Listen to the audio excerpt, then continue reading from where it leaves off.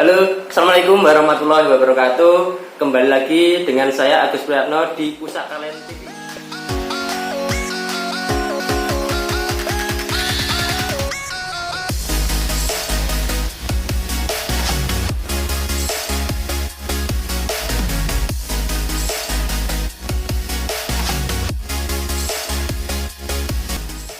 Kali ini kami akan sharing-sharing mengenai tips bagaimana bisa lolos KPR bagi yang berwirausaha di saat pandemi seperti ini.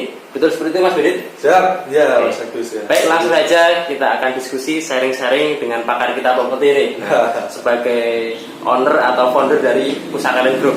Ada Mas Bedit di samping saya. Baik, untuk yang pertama, ini Mas Bedit, saya ada pertanyaan ini. Jadi ada beberapa kemarin itu saya melayani konsumen itu banyak juga yang wira swasta ini.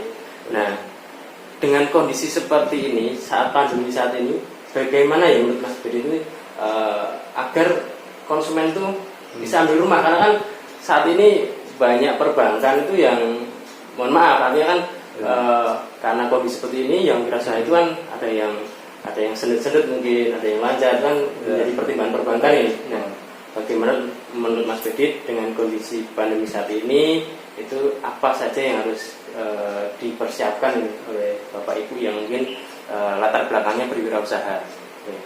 Ya, makasih Mas Agus. Jadi memang bulan-bulan ini berat bagi teman-teman wirausaha gitu ya. Nah, memang karena harus di rumah dan sebagainya, mungkin beberapa usahanya harus tutup, kemudian mengurangi karyawan, kemudian omset yang menurun, dan kos-kos yang tidak bisa diundur lagi, mungkin sudah jatuh tempo dan sebagainya. Tetapi pikiran saya gini Mas Agus, bahwa sekali lagi bahwa sudah sering saya sampaikan bahwa dalam suasana krisis kayak gini, ini kan dua hal yang harus kita lakukan. Pertama itu bagaimana cara kita bertahan. Berarti kita harus mikir nih dalam kesempatan ini, hari-hari ini, yang penting kita bertahan. Artinya bertahan berarti naikkan omset kita sebisa kita, terus turunkan kos sebisa kita. Intinya begitu, bagaimana kita bertahan. Tetapi setelah itu adalah kita berpikir, setelah ini mau apa? Gitu kan? Nah, ini yang penting. Setelah ini mau apa? Gitu kan? Karena jelas cepat atau lambat kan pasti berakhir ini COVID-19 ini. Nah, setelah ini mau apa, berarti kita harus persiapan dari sekarang. Jangan sampai setelah COVID ini selesai kita gagap, tidak siap dan sebagainya. Nah, kembali lagi bagi yang teman-teman wirausaha yang mau ngambil KPR, mau ngambil rumah, sebenarnya ini waktunya ngambil malah. Nah, ini yang penting ini.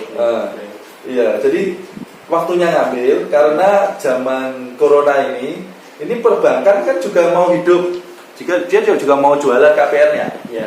Tetapi karena suasana corona ini mungkin sedikit tertunda. Nah, tetapi baiknya adalah developer ini memberikan kesempatan seluas-luasnya bagi teman-teman wirausaha yang ingin ngambil rumah, termasuk diskon-diskon yang dimurahkan kan, karena developernya juga pengen hidup. Promo menarik dan sebagainya. Ini waktunya ngambil, waktunya investasi rumah. Nah, cuman problemnya adalah kadang-kadang tidak bankable. Teman-teman wirausaha ini kadang-kadang tidak bankable, Mas.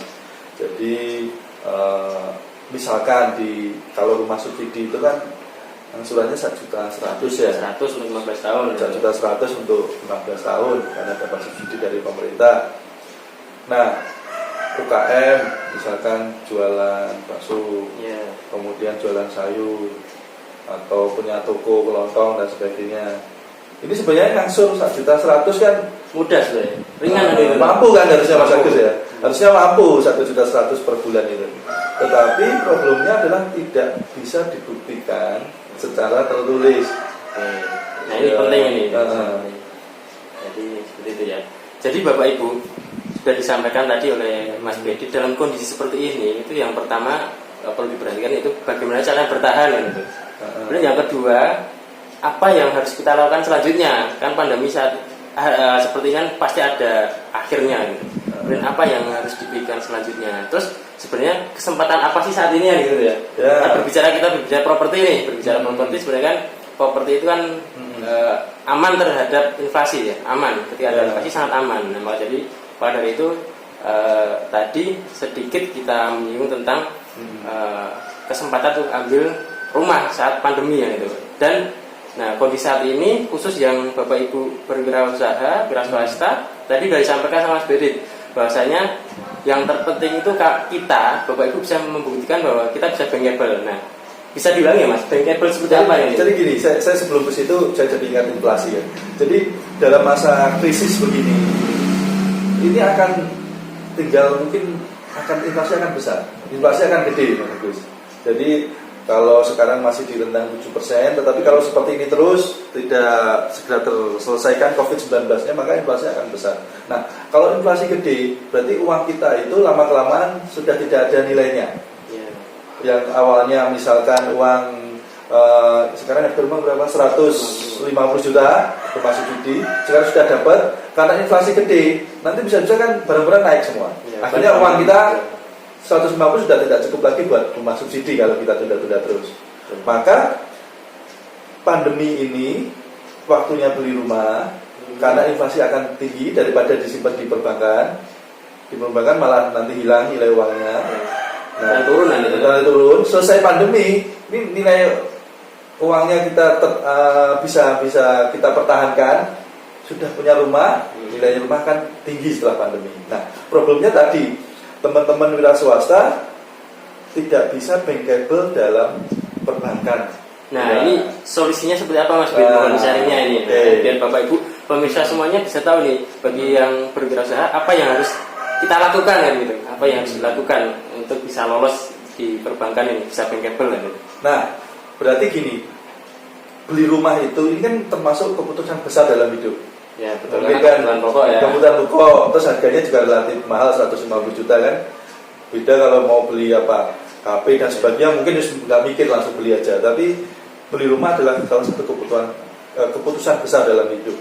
Maka teman-teman wira swasta atau bagi Bapak Ibu semua ya harusnya di perencanaan dari sekarang, harus ada perencanaan. Nah, bank itu bagi teman-teman wira swasta biasanya menilai adalah kelayakan usahanya selama 6 bulan terakhir. Nah, kelayakan usahanya selama 6 bulan terakhir dibuktikan melalui apa? Ada transaksi keuangan dalam rekening usahanya. Nah, biasanya ini teman-teman wira swasta kan jarang pakai perbankan untuk transaksi sehari-hari. Ya, seringnya tunai. Nah, seringnya tunai. Akhirnya walaupun dia iso menyisihkan uang untuk ngangsur 1 juta sekian tadi, tapi tidak terrekod di perbankan. Belum bisa membuktikan ya, kalau itu kita mampu. Maka sikatnya gini, mumpung harganya murah, developer banyak promo, berarti DP sekarang, ambil sekarang tanda jadi dulu lah 1 juta. Dimanapun perumahan manapun, nggak usah di perumahan kita juga nggak masalah. Ini kan yang penting Bapak Ibu semua bisa selamat dari pandemi ini, dan setelah pandemi nanti punya nilai investasi yang tinggi. Maka sekali lagi udah tanda jadi ngambil di perumahan manapun yang Bapak Ibu suka 1 juta. Habis itu di lobby ke developernya supaya saya diakadkan 6 bulan lagi saja Mas gitu. Pak developer, saya 6 bulan lagi baru diakadkan. Baru diproses untuk merekod di rekening tadi. Nah, selama 6 bulan itu ngapain? Nah, Bapak Ibu bikin buku rekening sekarang. Bikin buku rekening. Kemudian semua transaksi bisnisnya mulai sekarang dimasukkan ke buku rekeningnya. Kalau kemarin baru tunai-tunai, sekarang harus dimasukkan buku rekening karena harus terekod. Nah, itu harus minimal, gitu ya, sebesar angsurannya itu harus ada sisa saldonya setiap bulan. Jadi kalau terbukti setiap bulan bisa nyisikan 1,5 juta, 1,5 juta di saldonya minimal. Berarti kan ini terekod bahwa saya mampu untuk ngangsur 1,1 juta kan. Nah, itu selama 6 bulan harus ada uangnya. Minimal 1,5 juta, 1,5 juta di buku rekening. Kemudian sekali lagi transaksi harian harus masuk ke buku rekening. Masukkan, nanti ambil lagi, masukkan, ambil lagi buat belanja barang, nggak apa-apa. Tapi terekod di buku rekeningnya Mas Agus. Itu satu, bikin buku rekening. Kemudian yang kedua, usaha harus ada legalitasnya. Legalitasnya. Misal bikin warung bakso, bikin toko kelontong dan sebagainya. Itu harus ada legalitasnya buat perbankan gitu. Nah, itu bagi Bapak Ibu yang berwirausaha ini legalitasnya harus minta kemana ya Mas Bedi kan gitu. Oke. Jadi sebenarnya gini, legalitasnya ada pilihan. Apakah saya mau mengurus SIUP, surat izin usaha perdagangan? Nah, kalau mau mengurus SIUP ya malah luar biasa. Tetapi sebenarnya cukup surat keterangan usaha dari desa. Nah, desa di mana usahanya berada, bukan desa tempat tinggalnya. Nih, misalkan kalau saya tempat tinggalnya di Milang Asri, usaha saya di Ngariboyo, maka saya bikin surat keterangan usaha, punya toko kelontong ke pemerintah desa Ngariboyo. Kemudian setelah itu bikin NPWP, Mas Agus, bikin NPWP di kantor pajak. Nah, bikin NPWP sekarang sudah enak banget, nggak usah datang ke kantor pajak, sudah bisa online. Kemudian NPWP sudah terbit, nanti dikirim ke rumah, gitu ya. Nggak usah takut bayar pajak, karena kan kita sebagai warga negara yang memang harus bayar pajak. Terus kalau UKM itu kan pajaknya fix, artinya fix itu final dari 1% dari omset ya, gitu. Jadi enak, ngitungnya enak, nggak ribet kok gitu. Terus bikin buku rekening, oke, sudah. Sudah usahanya harus dimasukkan ke terekod di buku tabungan, bikin SKU, bikin NPWP. Nah, kemudian ada catatan pembukuan. Nah, ini yang perlu diperhatikan bahwa ada catatan pembukuan. Nah, ini akan bisa Mas Bedi seperti apa nih baiknya catatannya gitu. Ya minimal itu terekod ada laporan laba rugi, uang masuk, uang keluar, bulan ini saya belanja berapa untuk beli bahan baku, kemudian untuk operasional karyawan dan sebagainya berapa, kemudian untuk overhead cost-nya mungkin listrik dan sebagainya berapa. Terus itu semua dibenturkan dengan penjualannya kan, penjualannya berapa, dapat laba bersih berapa. Nah, usahakan laba bersih ini 3 kali minimal sekali dari angsuran.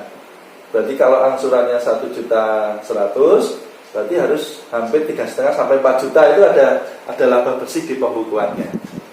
Itu Mas Agus. Jadi insya Allah kalau itu semua dilakukan, itu peluang untuk disetujui perbankan syariah itu besar. Baik, kembali ke yang poin nomor 4 tadi, yaitu pembukuan atau laporan laba rugi, Pak Ibu. Jadi mungkin saya review tadi sudah disampaikan bahwa dicatat, yang ini dicatat tadi gitu, dicatat di setiap akhir bulan gitu. Nah, penjualannya dapat berapa gitu ya, jadi dapat berapa dalam 1 bulan itu. Kemudian dalam 1 bulan itu pengeluarannya atau mungkin buat kulakan, biaya mungkin kalau punya karyawan atau termasuk biaya listrik, biaya air, nah ini buat mengurangi. Jadi penjualan berapa, omsetnya dikurangi biaya-biayanya, akan ketemu laba bersihan gitu setiap bulannya. Dan dibikin 6 bulan, seperti ya? 6 bulan. Ini 6 bulan ini untuk membuktikan bahwa selama 6 bulan terakhir kita fit pembukaannya. Terus ada laba 3 kali angsuran. 3 kali senilai angsuran. Perumahan kita yang mau beli angsurannya berapa, 3 kalinya sudah ada labanya. Itu Mas. Baik, terima kasih Mas Bedi ini sharingnya. Jadi Bapak Ibu sekarang tidak usah khawatir lagi. Sudah disaringkan oleh pakar kita properti ya, dari Pusaka Kalian Group gitu. Sudah disaringkan tipsnya agar bisa lolos dari KPR Bank untuk yang wira swasta. Saya review ya Bapak Ibu. Yang pertama tadi harus ada track record di rekening korannya. Jadi pertama buka buku tabungan duluan itu. Buka buku tabungan, nanti selama 6 bulan dimasukkanlah kegiatan dari usahanya, termasuk beli apa, kemudian penjualannya, keluar masuknya dimasukkan di rekening seperti itu ya. Kemudian yang kedua harus ada legalitasnya, minimal di desa, pemerintah desa itu. Ketika Bapak Ibu mungkin SIUP SKU lebih baik kan itu. Tapi minimal di pemerintah desa ada SKU, surat keterangan usaha. Biasanya enak minta langsung ke desa dibikinkan kan gitu. Dan yang ketiga punya NPWP. Nah, NPWP ini syarat utama juga. Nah, jadi punya NPWP sekarang mudah online bisa dan datang di kantor Pratama Pajak di kabupaten setempat kan itu. Bisa sangat mudah gitu. Kemudian yang terakhir tadi yaitu pembukuan, pencatatan. Nah, jadi pencatatan itu. Dicatat laba ruginya. Jadi sangat mudah Bapak Ibu ada 4 tadi poin penting yang Bapak Ibu bisa siapkan selama 6 bulan gitu. Iya, jadi tidak menunggu 6 bulan Mas Agus. Harusnya booking sekarang, tanda jadi sekarang. Mumpung semuanya lagi murah nih, banyak diskon, banyak promo, dan kemudian 6 bulan lagi sambil menyiapkan tadi berkas 4 poin tadi supaya peluang disetujuinya semakin gede bagi teman-teman wirausaha. Kan cerdas sekali. Booking sekarang, tapi setelah sampai sudah ngunci harganya 6 bulan tiba-tiba bisa KPR, harganya sudah naik. COVID-19 selesai sudah naik. Saya kira itulah. Jadi kita itu kalau nggak berpikir cerdas, nggak berpikir ini sambil nanti pandemi selesai kita nggak dapat apa-apa kan, rugi juga itu. Oke, terima kasih Mas Bedit. Jadi bisa saya simpulkan bahwa belilah properti di saat pandemi seperti ini, maka Bapak Ibu akan dapat keuntungan. Dan dimanapun, nggak ada dimanapun ya. Yang penting dimanapun investasi properti saat sekarang itu, karena uang akan tidak ada harganya, ada inflasi. Silahkan beli tanah di daerah manapun ya, di desanya ada yang nawarin punya uang. Ya sekarang ini harus bertahan tadi, memang harus ada savingnya selama setahun minimal. Setahun dari kebutuhan kita, misalkan kebutuhan kita sebulan 3 juta, berarti 12 kali 3 sekitar 36 juta itu harus punya, sisihkan. Tapi setelah itu ya investasikan. Kalau disimpan di bank, ya nanti akan tidak ada harganya. Maka kalau punya gaji, punya hasil usaha 5 juta, 4 juta sebulan, penghasilan kebutuhan kita setiap bulan 3 juta, maka yang 2 juta ini harus segera untuk diinvestasikan. Nah, enaknya properti kan bisa ngangsur, jadi nggak harus punya uang yang gede. Kira itu Mas Agus. Baik, terima kasih Mas Bedit atas sharingnya. Jadi semoga ini bermanfaat bagi Bapak Ibu semuanya, khususnya Bapak Ibu yang background berwirausaha. Jadi terima kasih Mas Bedit atas sharingnya.